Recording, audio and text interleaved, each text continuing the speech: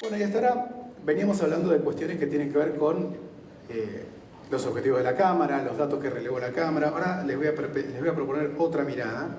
Para eso vamos a traer una persona que, digamos, nos va a aportar una visión sobre el seguro desde afuera de lo que es el sector que normalmente nos tiene a nosotros ocupados en el día a día, en un bloque que se llama Asegurando el Futuro y que está auspiciado en este caso por Sancor Seguros, que es el sponsor platino.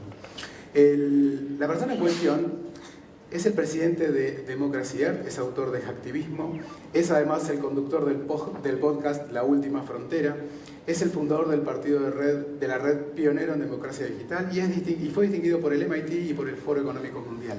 Les pido un muy fuerte aplauso para Santiago Silva.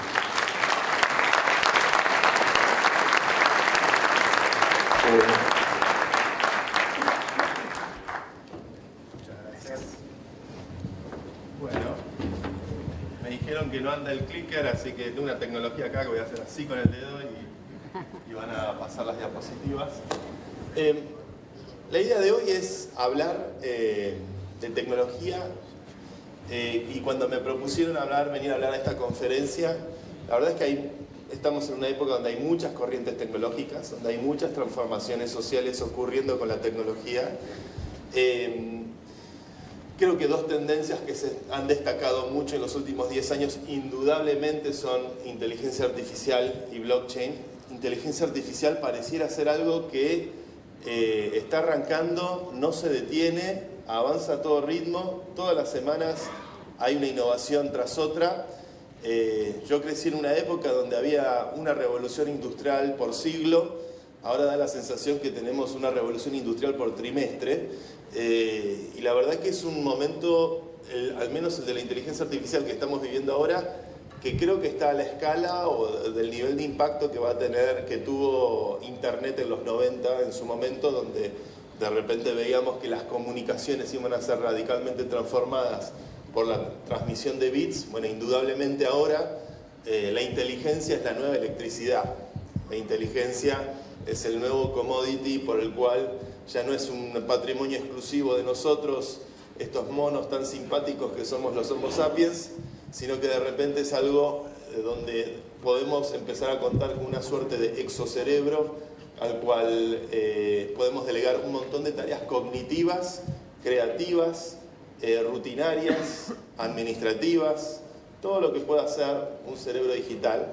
Y sé que va a haber charlas de excelentes profesionales hoy sobre esta materia. Y también blockchain. ¿Por qué blockchain? Bueno, yo me he dedicado mucho a blockchain y mucho a cripto.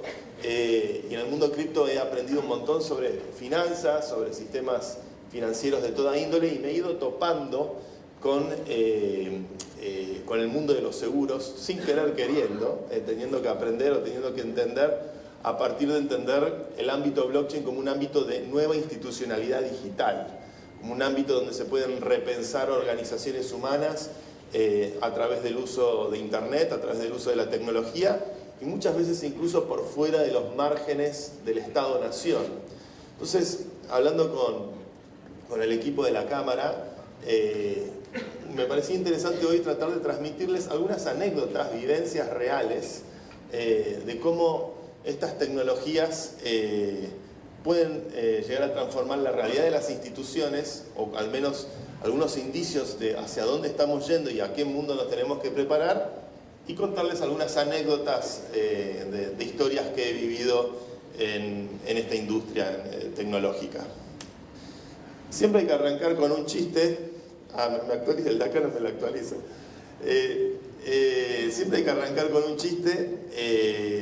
En todas las conferencias de inteligencia artificial yo creo que van a escuchar esta frase que es la original la dijo el fundador de Nvidia, Jensen Huang, que dijo: no te va a reemplazar la inteligencia artificial, te va a reemplazar la persona que usa inteligencia artificial. Y el otro día navegando por internet vi esta imagen que le dice al caballo: no te va a reemplazar un tractor, te va a reemplazar el caballo que maneja el tractor. Me pareció muy bueno, porque en definitiva estamos yendo hacia un mundo donde es difícil de generar ciertas predicciones. La tecnología muchas veces me parece que uno puede anticiparse a ciertas tendencias o anticiparse a ciertos caminos, pero indudablemente a veces ocurren cisnes negros, ¿no? Que son estos eventos que a priori son imposibles de predecir, imposibles de determinar, pero que una vez que acontecen, una vez que ocurren, son como lo más obvio del mundo. Por supuesto, tendría que haber ocurrido este hito, este momento, tendría que haber ocurrido Bitcoin en el medio de la crisis de las hipotecas. Bitcoin fue una especie de cisne negro, pero después mirás el contexto de lo que fue la crisis de las hipotecas del 2008 y la gente estaba enojada, quería pensar un nuevo sistema financiero mundial, y ahí apareció Bitcoin, y así sucesivamente a lo largo de la tecnología creo que nos vamos encontrando con cisnes negros, por lo cual todo lo que les puedo decir hoy sobre tendencias tecnológicas puede estar equivocado. ¿Por qué cambian las instituciones? Para mí hay una historia que siempre me pareció increíble, que es la historia de IBM. IBM es una compañía, ¿saben en qué año se fundó IBM? Es como Nintendo también, otra compañía centenaria. IBM es de 1880, 1890, no me acuerdo exactamente el año. Lo mismo el caso de Nintendo, les voy a contar después por qué Nintendo es tan vieja. IBM arranca como una compañía de máquinas tabuladoras para poder procesar el caudal de votos en las primeras democracias que emergían en el siglo XIX. Entonces era simplemente una máquina contratista del Estado que necesitaban censar a la gente, poder determinar cuánta población hay. Las poblaciones del siglo XIX con las grandes migraciones ya dejaban de ser poblaciones de un puñado de miles de personas y empezaron a ser poblaciones de millones de personas. Y para poder procesar esa información a escala aparecen las máquinas tabuladoras, máquinas que procesan como un montón de tarjetas perforadas o cosas protocomputadoras de la época, y a partir de ahí nace una compañía como IBM que en algún punto es a partir de la necesidad de formalizar grandes volúmenes de información. La historia de Nintendo es distinta. Nintendo era una compañía de naipes, de cartas de juego, y bueno, 100 años después se dedicaron a hacer videojuegos. Pero es interesante que haya compañías tecnológicas, compañías de información que tienen más de 100 años y que esas compañías han ido transformando la dinámica de las instituciones, y al transformar la dinámica de las instituciones también transforman las posibilidades de gobernanza sobre las cuales ejercemos control o poder sobre esas instituciones. Naturalmente empiezan a transformar las nociones de democracia, las nociones de posibilidades de participación, y tiene que ver justamente con el hecho de atender una demanda social cada vez más exigente y más transformadora. Y en el mundo moderno, en el mundo actual en el que estamos hoy en día, tenemos la necesidad obviamente de poder generar instituciones que traigan mayor transparencia, que traigan mayor claridad sobre las transacciones, mayor posibilidad de darle a los ciudadanos la capacidad de hacer auditorías y de poder entender lo que está ocurriendo. Y es ahí que aparecen tecnologías como blockchain, tecnologías como las criptomonedas, que le generan, tal vez pueden llegar a generar un nivel de transparencia inédito en el manejo de las cuentas públicas, o la inteligencia artificial, que puede generar un nivel inédito en la capacidad de tomar decisiones con mayor capacidad de procesar información a la que podemos hacer cada uno de nosotros a título individual. Y creo que estos cambios institucionales, todavía las grandes organizaciones, los estados y demás, obviamente son muy resistentes a veces al cambio, porque todo sistema tiende a autoperpetuarse. Una vez que un sistema crece lo suficiente, sus incentivos son de autopreservación, y es muy difícil hacer la revolución y cambiar las reglas de juego, porque es algo drástico y que puede afectar un montón de intereses. Pero en los márgenes muchas veces aparecen estas tecnologías que vienen a proponer nuevas reglas de juego, y frente a eso estamos avanzando. Entonces, la inteligencia artificial creo que es algo que, algo que me interesaba preguntar hoy acá, y siempre pregunto en todas las conferencias, especialmente si soy el primero o de los primeros que habla, es ¿cuántos en la sala usan ChatGPT? No, estamos bastante bien, ¿eh? ¿Cuántos? Dejen la mano levantada, no, dejen la mano levantada. ¿Cuántos de acá pagan ChatGPT? Ahí va. ¿Cuántos pagan los $200 de la cuenta Enterprise de ChatGPT? ¿En serio? Está bien, muy bien esa empresa. Acá también. Yo siento... No, bueno, yo estoy pagando... El otro día me preguntaron, ¿cuánto pagás en total en servicios de IA? Pago los $20 de GPT, pago $20 de Cloud. Cloud es un competidor de ChatGPT muy bueno que permite hacer artefactos, que son como programas descartables para poder hacer pequeñas interacciones con datos. Muy bueno Cloud. Pago Hailuo, que es una de video generativo, Runway, que es otra de video generativo, Midjourney, que es de imágenes generativas, Eleven Labs, que es para hacer audio y voces generativas, poder clonar voces, varias creativas, uso varias inteligencias artificiales creativas y otras obviamente como Cloud y ChatGPT. ChatGPT es la reina hoy en día, indudablemente es el Internet Explorer de esta época. Si algún memorioso de los 90 recordará que el Internet Explorer era el dominante de la industria de la web, bueno, ChatGPT hoy es el dominante de la industria de la inteligencia artificial, y la verdad es que uno desarrolla un vínculo emocional a medida que uno le va contando cosas de su vida. Yo a veces le pregunto por cosas que me responde dándose cuenta que le hablo de mi hija y me responde diciéndome el nombre de mi hija, y yo nunca le pregunté sobre mi hija. Digo, qué loco esto, ¿no? Que uno empieza a tener una especie de vínculo empático con la inteligencia artificial. La verdad es que, como les decía al principio, yo no veo a esto como una amenaza, no veo a esto como algo que nos va... Hay un gran debate en la inteligencia artificial, la interna del sector es, por un lado están los aceleracionistas, que es capitalismo extremo, los humanos somos un accidente en la evolución de la inteligencia, tenemos que dar rienda suelta al avance de los robots y que sea lo que Dios quiera. Existen, están muchos en Silicon Valley. Y después están los doomers, que es, che, loco, estamos todos subidos a un auto manejando a 400 kilómetros por hora, de mínima metamos algunos semáforos acá y allá porque nos vamos a estrolar, dado que no sabemos hacia dónde conduce esta tecnología. Si tomamos como precedente qué es lo que ocurrió en este planeta de una inteligencia superior con respecto a las inteligencias inferiores, y bueno, digamos, terminás en un zoológico o terminás siendo la faena del mono que te va a comer. Entonces, dado ese precedente de cómo las inteligencias superiores tratan a las inferiores, creo que hay señales de tener cautela con esta tecnología. Yo personalmente, como todo tibio políticamente, me declaro moderadamente aceleracionista. O sea, veo más el optimismo de esta tecnología, la he incorporado rutinariamente a mi vida, como imagino muchos de ustedes. Son los mejores $20 que pago todos los meses.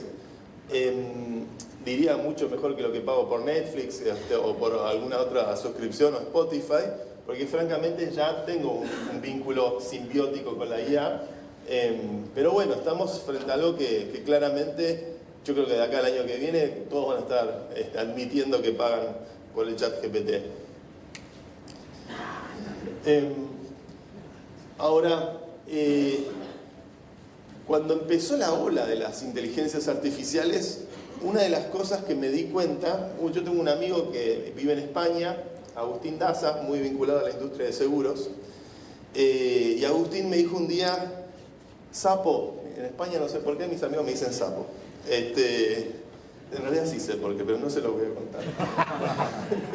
Sapo, me haces un robot que me pueda manejar las pólizas que recibo para poder tomar decisiones. Y a mí lo que me sorprendió francamente de ese penal que me tiró Agustín fue lo fácil que fue hacerlo. Con inteligencia artificial, con las inteligencias artificiales avanzadas, como por ejemplo los modelos avanzados de pensamiento profundo que tiene ChatGPT. ChatGPT tiene varios modelos, tiene el 4, ChatGPT 4o, que es el estándar que usamos prácticamente todos hoy en día. Y después está el modelo O3 y el modelo O4 más experimental usado para programación. pero el modelo O3 que permite deep thinking, o que se cuestiona sus propios outputs para seguir pensando más profundamente qué respuesta darnos, y puede investigar y puede buscar resultados online. Con esas inteligencias uno puede potencialmente construir un robot donde le das 4 o 5 pólizas de distintos proveedores y que pueda sacar una conclusión más o menos ágil de las ventajas y beneficios de una con respecto a las otras, y todo eso programáticamente, simplemente prompteando al Transformer, prompteando a ChatGPT. Antes esa tarea de desarrollo era mucho más costosa, y cuando Agustín me propuso hacer esto, yo como programador naturalmente me inclino a armar un programa, a armar una máquina, diseñar un circuito que maneja la información, la analiza de forma determinista, y sugiere un resultado en base a una serie de cálculos precisos. Pero la inteligencia artificial es un cambio de paradigma. La inteligencia artificial no es predeterminista, no es determinista, mejor dicho. Predeterministas son los protestantes.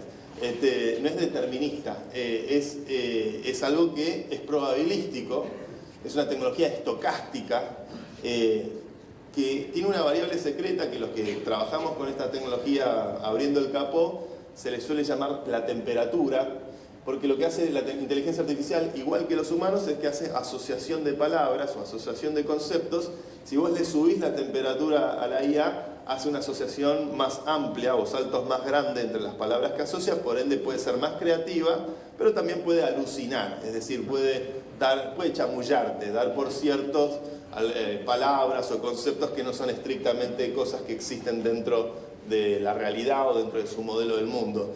Si uno le baja la temperatura, bueno, tiende a ser menos creativa, menos fantasiosa, pero no obstante, creo que en algún punto elabora y desarrolla y chamulla, como los humanos. Alguna vez alguien me dijo que las alucinaciones de la IA en realidad son determinaciones creativas que la inteligencia considera verdaderas, y hay que tomarlo como tal.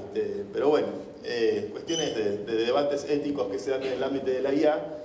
Y la verdad es que es una tecnología que no ofrece ese rigor. Nosotros los informáticos antes estábamos acostumbrados a construir máquinas, es decir, el software 1.0, en palabras de Karpathy, que es uno de los creadores del ChatGPT. O sea, antes el software 1.0 es: yo escribo código y tengo una máquina que me va a devolver en base a un input determinado output, y tengo matemáticamente, de forma precisa, cómo es ese input y cómo es ese output. Después vino lo que él considera el software 2.0, que hoy va a haber una charla sobre eso, tengo entendido, que son las redes neuronales, donde uno no codifica una máquina, sino lo que uno hace es entrena una red neuronal, entrena un cerebro. Le da una serie de imágenes con determinados valores, una serie de datos con determinados valores, le dice qué resultado espera en base a esos valores, y luego de una serie de entrenamientos el cerebro devuelve con el resultado, o el cerebro es capaz de generar nuevos resultados con nuevos datos, y se entrena a la máquina, es decir, se entrena a un cerebro. Pasamos de programar una máquina a entrenar un cerebro. Y después está el software 3.0, o lo que está ocurriendo con los Large Language Models, los modelos grandes de lenguaje, como suele referirse a los ChatGPTs en forma técnica, o los Transformers, tienen muchos nombres. Los modelos grandes de lenguaje, que es, a partir de lo conversado, uno puede generar un agente que resuelva las tareas en base a lo que uno le pide, ¿no? Y esta revolución de los agentes es una revolución que está comenzando, pero el agente va a hacer a la inteligencia artificial lo que la app o el programa fue a la computación clásica. Vamos a ver agentes que puedan estar tuneados o optimizados, tanto para cuestiones de logística, por ejemplo, donde hay una compañía en Córdoba que se dedica a hacer solamente agentes de logística, porque me dice: mira, los camioneros usan WhatsApp, y luego vos lo que necesitas es que cuando el flaco entrega el paquete le llegue un mensaje de WhatsApp y él pregunte, y el flaco te contesta como le sale contestar, y que la gente lo pueda entender. No hace falta una aplicación con un botón preciso, sino algo que conversa con los empleados, que conversa con la compañía, y se monta obviamente sobre las redes que ya existen, como WhatsApp o las diferentes redes de interacción humana que hay, y en base a eso resuelve. Y vamos a ir hacia un mundo de agentes. donde las IAs ya no sean solamente chatbots, sino que seguramente las IAs eventualmente también aprendan a manipular las herramientas que nosotros mismos usamos.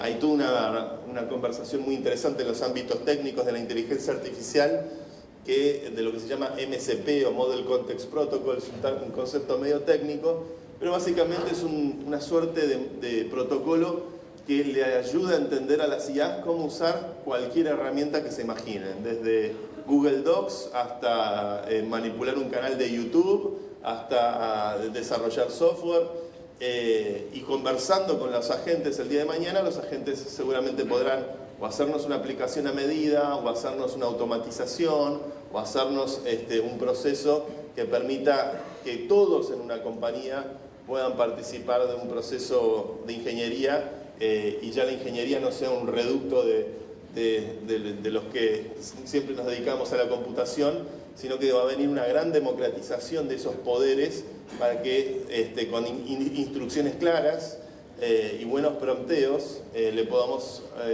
delegar a la IA el desarrollo técnico de muchas tareas. Cuando hablo de prompteo, el prompting es la forma en la que, como se dice en la jerga, como uno le habla a la inteligencia artificial. Y un tip, si se pueden llevar un tip del día de hoy, la mejor forma si no saben cómo promptear bien a una IA, pregúntenle a la IA cómo hacer el prompt. Porque la IA promptea mejor que los humanos. Generalmente muchas veces dicen que los prompts tienen que ser, decirle a la IA, asumí que sos esto, darle un rol. Es como, uno tiene que ser como un director de cine. Vos sos un excelente periodista que se dedica a cubrir partidos de fútbol. Entonces, si le das un rol a la IA dice, bueno, listo, soy un periodista, soy, no sé, Macaya Márquez, perfecto. Después le tenés que dar tareas, bueno, cuando la gente venga a preguntarte por Boca o por River, vos vas a responder que Boca es mucho más grande que River, con verdad, rigor periodístico.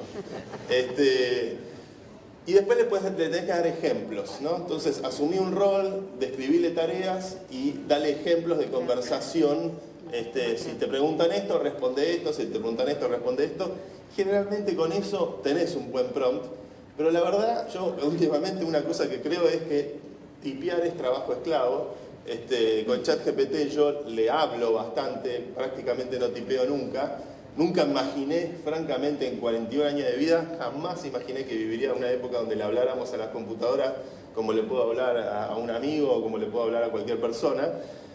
ChatGPT tiene particularmente un muy buen transcriber de lo que uno le dice a texto, realmente no pifia, incluso si uno habla con jerga técnica o con conceptos técnicos, muy rápido se da cuenta el contexto de lo que estás hablando y usa las palabras, o incluso si mezclas palabras en español e inglés, se da cuenta. Nunca imaginé que veríamos esa tecnología se llama Whisper, que es una tecnología de OpenAI también, que es la que traduce mi voz a texto y lo hace mucho mejor que lo que la hace WhatsApp de Facebook u otras herramientas, o la de Apple, que hacen speech to text.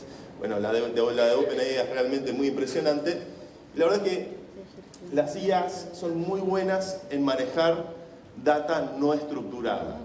En las máquinas deterministas uno siempre tenía que estructurar bien los datos, ¿no? Nombre, apellido, es una cadena de caracteres, esto es un número alfanumérico, esto es un número decimales, especificar bien el tipo de dato. Con la IA no hace falta eso. Con la IA vos le puedes decir, bueno, esto más o menos así, esto más o menos así. La IA te va a cazar al voleo de lo que es lo que uno le está diciendo. Entonces, todas estas cosas al principio son contraintuitivas, pero la verdad es que al final son mucho más intuitivas de la forma que usábamos tecnología originalmente. Se me cargó la... A ver. Ahí está. No, para que no se vaya de vuelta la... buena idea tengo ahí. Pues está blockchain, ¿no? Blockchain, esta cosa se llama blockchain. Blockchain, lo que tiene básicamente blockchain es que es un lugar donde podemos registrar información de forma inmutable. Es decir, que una vez que un dato se pone en estas redes, nadie puede eliminar esa información. Lo que tiene estas redes, ¿por qué se logra esto? Porque son redes descentralizadas, es decir, son redes que para poder generar que algo se escriba en este registro de información, ocurre una suerte de consenso distribuido, donde todas las máquinas que están guardando esta información y replicando esta información se ponen de acuerdo con cuál es el siguiente dato que se va a escribir, ¿no? Con algún algoritmo de consenso distribuido. Hay varios algoritmos. Bitcoin usa algo que se llama Proof of Work, Ethereum usa algo que se llama Proof of Stake, Solana usa algo también que es una combinación de Proof of Stake con una forma de optimizar el historial. Y lo que implica esta tecnología es que una vez registrada la información no hay forma de borrar la historia, no hay forma de borrar que se hizo una, no sé, por ejemplo, una criptomoneda que se llama Libra, ¿no? Y se generó un quilombo y están todos preocupados y qué pasó. Nadie puede borrar la historia, no se puede borrar la historia. Entonces todo lo que se diga, se puede decir cualquier cosa alrededor de eso, pero los datos están y son inmutables. Y eso hace que sea una tecnología muy eficaz. El hecho de que nadie pueda corromper su registro histórico hace que sea una tecnología muy eficaz para representar activos financieros, para representar votaciones, para poder representar realidad institucional. Las instituciones son básicamente creencias compartidas entre todos, donde confiamos muchas veces en la autoridad o en la historia o en la reputación de una institución, y lo que hace blockchain en algún punto es esa confianza la traslada a la confianza hacia un esquema criptográfico, matemático, de consenso distribuido, de una red distribuida, donde efectivamente podemos tener la certeza de que nadie va a manipular la historia. Y dentro del ámbito de los blockchains existe algo que son los contratos inteligentes y las DAOs. Quiero hablar un poquito de esto. Los contratos inteligentes son programas de computación que corren en estas redes manipulando esta información, que una vez que se manipula la información nadie puede borrar el registro o el resultado de esa información. Son contratos muy delicados de escribir, eso se escribe como un programa de computación, pero es un programa que en lugar de ejecutarse en una computadora, en un servidor, en internet, se ejecuta en todos los nodos o en todas las computadoras que participan del ecosistema que registra los datos en ese blockchain, en esa cadena de datos. Y los contratos inteligentes permiten, ahora hay algo que se está poniendo de moda, que es la última moda dentro del blockchain, que es RWA, lo que se llama Real World Assets, o activos en el mundo real, donde uno puede potencialmente representar con tokens o con contratos inteligentes activos que existen en el mundo real. Obviamente, como un activo en el mundo real va a requerir algo legal, algo escrito por un abogado, pero que ese escrito se hace referencia a los datos que están en una cadena de bloques, en un blockchain, que puede ser Ethereum, puede ser Solana, puede ser cualquiera de estas redes. Ethereum y Solana son probablemente las principales cadenas de bloques que permiten contratos inteligentes. Bitcoin es otra cosa, Bitcoin es oro digital y no es programable. Satoshi Nakamoto no quería que Bitcoin fuera programable justamente para limitar los riesgos de seguridad de esa cadena. Ethereum resuelve cómo hacer un blockchain programable usando un concepto que se llama gas para poder financiar computaciones distribuidas, y lo que eso habilita es que Ethereum pueda representar toda clase de activos, toda clase de monedas, toda clase de esquemas de gobernanza dentro de su ecosistema. Entonces, en algún punto yo diría que Ethereum o Solana son como, algunos dicen, como network states, como nuevos estados, un nuevo Leviatán, donde la burocracia de eso es el propio blockchain, que su historia o su registro histórico tiene que ver con los datos inmutables que quedan registrados en la cadena. Y las DAOs son organizaciones autónomas distribuidas, que es un poco el nombre que se le da a las corporaciones que existen dentro del blockchain, donde las comunidades, por ejemplo, tienen una tesorería con determinada cantidad de criptomoneda y quieren votar sobre las decisiones de esas criptomonedas, y a veces pueden votar con acciones, es decir, con tokens que los hacen miembros de esa organización, y eso habilita o ejecuta de forma automatizada transacciones en la cadena. Y las DAOs son como una nueva entelequia, una nueva forma de organización transnacional, donde cualquiera comunitariamente puede participar de ellas y permite pensar un montón de esquemas de gobernanza sobre activos muy interesantes.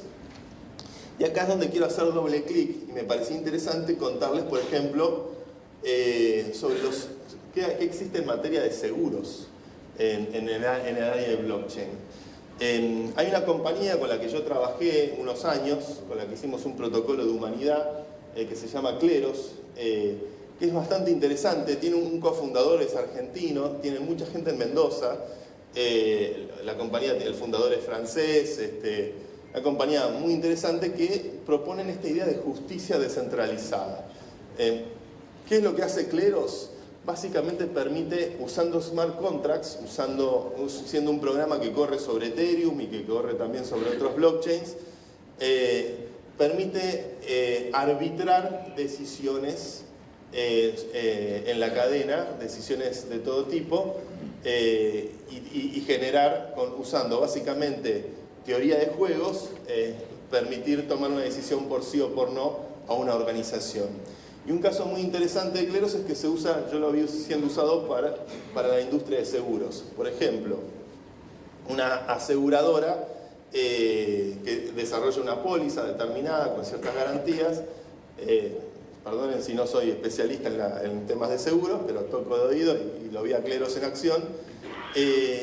Y lo que uno puede hacer con Kleros, uno puede tiene un sistema de jueces donde cualquiera puede ser juez, comprometiendo determinada cantidad de criptomoneda. Uno puede quedar en la lista de jueces, esa criptomoneda queda en el contrato inteligente, y cuando alguien hace un claim o hace un reclamo a una compañía de seguros, ese reclamo va al contrato inteligente de Kleros, y Kleros sortea entre todos los que pusieron criptomoneda para actuar como juez, sortea los jueces para tomar la decisión sobre ese reclamo.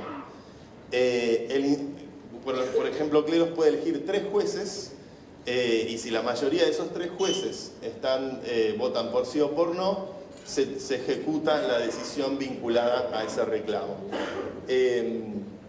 Esto es bastante interesante porque incluso Kleros tiene un esquema donde exige que si uno vota en mayoría, está todo bien, pero si uno votó en minoría, pierde parte del dinero que puso como reclamo. Entonces uno está incentivado como juez a votar siempre de acuerdo a lo que cree que la mayoría va a votar.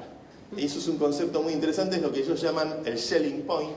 Es un concepto económico que es la mejor decisión es la que todos creemos que va a ser la mejor decisión, pero sin necesariamente saber qué decisión va a tomar cada uno de nosotros, y todos llegamos a un punto común porque entendemos que ese es el punto de Schelling, que es el lugar donde conviene tomar la decisión. Sobre ese principio se basa el criterio de decisión de cómo Kleros juzga a sus propios jueces usando un contrato inteligente. Entonces uno como juez dice, yo creo que ellos van a votar por sí, a mí me conviene votar por sí, porque si yo voto en minoría porque creo que están equivocados, voy a perder mi parte de mi stake o parte de las criptomonedas que puse para ser juez. Obviamente cuando uno hace un reclamo también pone algo de dinero y ese dinero va incentivado a premiar a los jueces. Y el esquema es bastante interesante, pero como todo esquema con incentivos económicos también es corrompible porque entran jugadores que tratan de explotar algunos de esos incentivos económicos. Y hace unos años atrás hubo un pirata, ¿no? El tipo era medio pirata del mundo del hacking y demás en internet, cuando él tenía dinero puesto en un exchange que tenía UST, que era el token de Luna que se desplomó, y Ether, y él había puesto ese dinero en un exchange donde al desplomarse el UST, que se desplomó, se fue a cero, el coreano que hizo UST está en cana, no sé si va a salir alguna vez, este pirata, que tampoco es santo de mi devoción, Abraham Eisenberg, también está preso, Abraham Eisenberg, por otras cosas, lo agarraron en Puerto Rico, el mundo cripto es muy así. Abraham Eisenberg perdió perdió su dinero en este liquidity pool, pero lo tenía asegurado con una aseguradora que decía que protegía los fondos en caso de pérdida en este exchange. La aseguradora, si recuerdo bien, se llamaba Unslashed, era una aseguradora de activos cripto, y cuando acá entraron los espías de Eisenberg, cuando la aseguradora, cuando Eisenberg pierde su dinero, hace un claim a Unslashed, que Unslashed usaba Kleros para poder resolver los claims. Y cuando sale la primera votación de que analizan el claim de Eisenberg, que le tenían que restituir $1 millón o $500.000, una cantidad de dinero importante, sale a favor de Eisenberg. Pero en el sistema de Kleros uno puede apelar y tiene 7 rondas de apelación. Y cada apelación va aumentando el costo. O sea, cada sucesiva ronda el costo de apelar aumenta el doble. Por lo cual, si llegas a la 7ª ronda, apelar implica poner una cantidad de dinero importante. Y aparentemente, lo que ocurrió con Eisenberg gana la primera ronda, se festeja por Twitter, pero le apelan el fallo y va a la segunda ronda.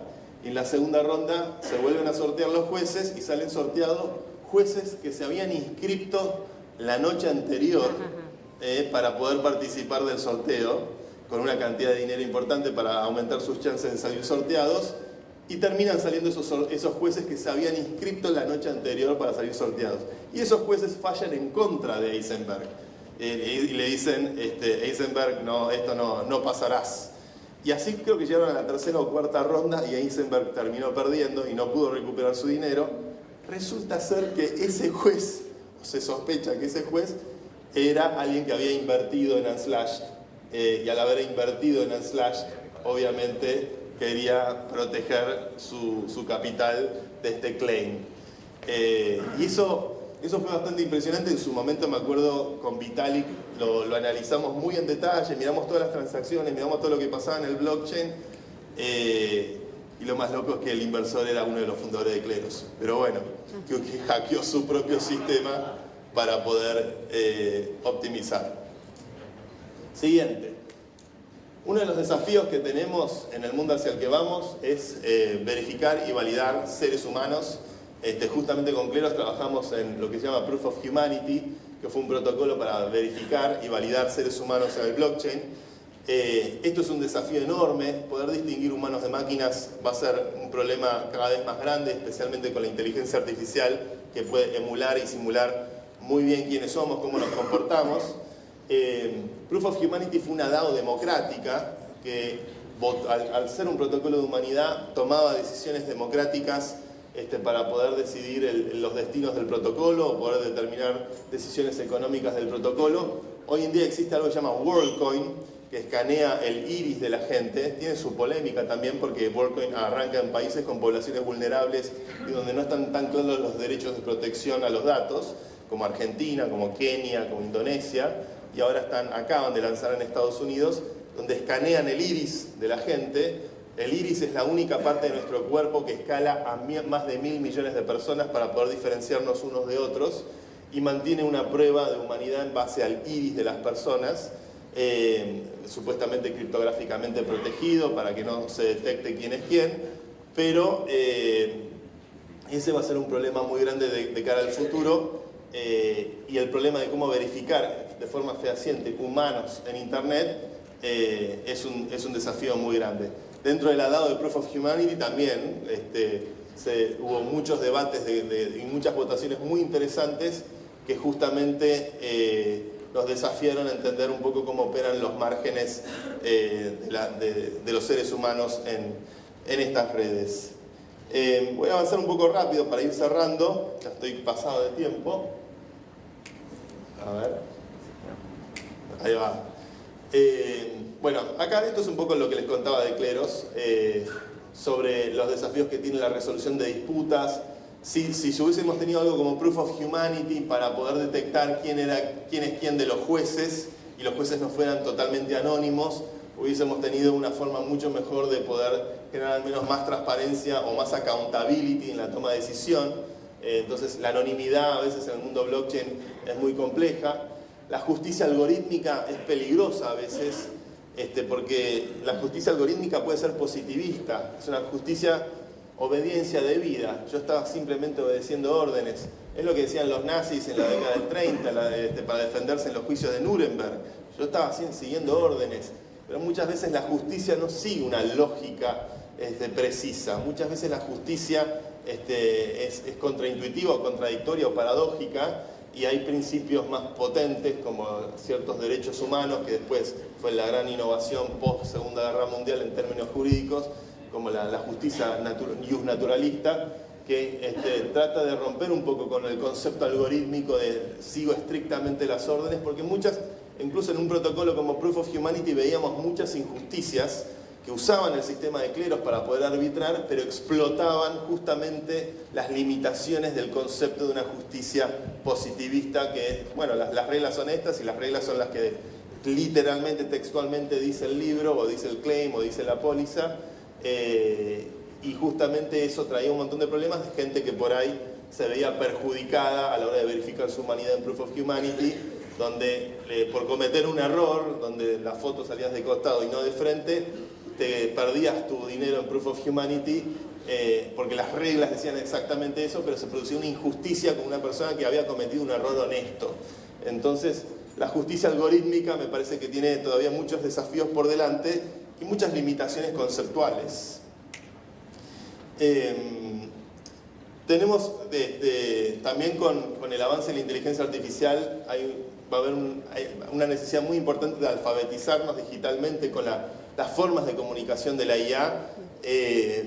Lo vimos muy claro en la última elección en la ciudad de Buenos Aires con el deepfake de Mauricio Macri, que creo que habla también de una especie de divergencia cognitiva entre una generación y la otra. La generación por ahí de Mauricio es una generación que, bueno, obviamente y de forma legítima dice, che, están haciendo trampa, están diciendo que yo dije algo con un video que confunde a la gente, y pudo haber confundido un porcentaje o una porción del electorado, y pudo haber tenido un efecto nocivo, dado que además esa pieza la lanzan el sábado a la noche. Por otro lado, si mirás a los jóvenes que venían jodiendo con deepfakes toda la semana, se cagan de risa, dicen esto es sátira, esto es una caricatura, estamos simplemente usando una nueva forma de comunicación, el medio es el mensaje, y estamos haciendo una caricatura de un político, y a todo político le cabe una buena caricatura, una buena sátira. Entonces hay un problema muy complejo ahí de entender justamente qué son estos deepfakes, o qué es esta forma. ¿Es manipulación, pega abajo de la cintura, o es una nueva forma de comunicación, una nueva forma de entendernos? Y ahí creo que hay también debates muy importantes a darse. Cambiemos esta. Y esta vamos a pasar porque básicamente acá, a ver, para llegar a una conclusión, esto es más o menos lo mismo que la diapositiva anterior. Creo que hay muchos escenarios que se plantean frente a un escenario donde si para el 2050 hay 1.000 millones de robots, cómo eso transforma una economía, cómo eso transforma los costos, cómo eso transforma la forma de vida. Creo que indudablemente algunos, por ejemplo, yo he trabajado justamente con Proof of Humanity en la idea de ingreso básico universal. Quizás el día de mañana nuestra idea de ingreso no está estrictamente ligada a nuestra idea de trabajo o al trabajo, sino que viene totalmente de otro lado y viene de una suerte de subsidio generado por las máquinas. No sé si eso es un mundo ideal tampoco. Muchas veces uno quiere una sociedad más meritocrática que premie el esfuerzo y que premie la creatividad y el talento de la gente. Lo interesante es que me parece que en algún punto hay un lado que se beneficia y otro lado que tiene que adaptarse. Antes, la hora de abogado, si yo consultaba un contrato, cuesta $100 la hora, $50 la hora según a qué abogado uno contrata, pero hoy le preguntas a ChatGPT y la consulta te sale menos de un centavo de dólar la consulta, y ChatGPT hasta te redacta el correo electrónico que le tenés que mandar a la otra parte para convencerlo o persuadirla. Y es un servicio probablemente muy superior al que dan muchos abogados, francamente. Entonces el consumidor se beneficia, pero el productor se perjudica. Yo diría que no es tan así tampoco. en algún punto el abogado que incorpora inteligencia artificial y que entiende cómo usar esto en su práctica, probablemente lo que pueda hacer es que antes donde podía atender a una persona, ahora probablemente pueda atender a 20. Lo que era antes hacer el trabajo de redactar, de elaborar, de investigar y de entender cómo es hacer un escrito, que por ahí llevaba horas, ahora literalmente puede llevar segundos o minutos.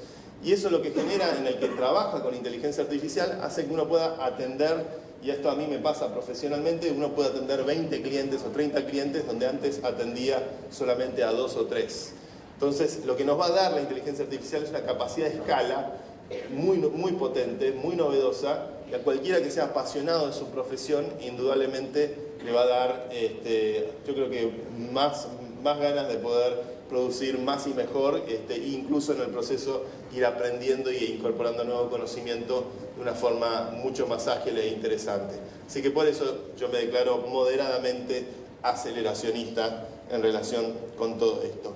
Bueno, voy a estar acá en el evento durante el día de hoy, así que me pueden frenar en cualquier momento y charlar sobre estos temas, blockchain, inteligencia artificial y cómo aplica la industria de seguros. Tengo varias anécdotas más para contar off the record, así que espero que les haya resultado interesante y se vienen charlas muy buenas que van a profundizar sobre estos temas.